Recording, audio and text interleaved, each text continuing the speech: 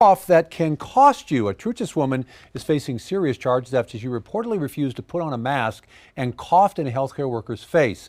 It happened at a medical center in Santa Fe. Kayla Norwood has more on this unusual case. That's right. A woman is being charged with battery against a healthcare worker. That's a fourth-degree felony. And I spoke to our legal analyst about how a directed cough during this pandemic can lead to some serious consequences. This is one of the first cases we've seen in New Mexico. A cough that's sending a woman to court. It started here at La Familia Medical Center in Santa Fe. According to a criminal complaint filed this week, a Truchas woman by the name of Joy Ebel walked in with her child on December 3rd. While in the waiting area, she didn't have a mask on, and per their rule, she was asked multiple times to put one on, but refused.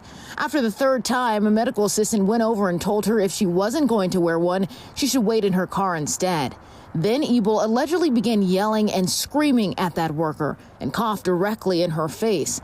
Now Ebel is charged with battery upon a healthcare worker. A battery can be coughing on someone. A battery can be taking off your mask, going up to someone's face and coughing on them, because that's done in a rude and an angry and insolent way. Our legal analyst, John Day, says this is a very serious charge because of who the alleged victim is. Because it's a healthcare worker, because they're just trying to do their job.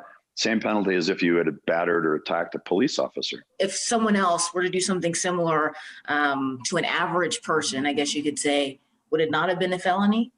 Right. The fact that the alleged victim was a healthcare worker, worked in a doctor's office, worked in a healthcare facility, that's what raises that offense to a felony level. If convicted, Ebel could go to state prison for 18 months or get fined up to $5,000.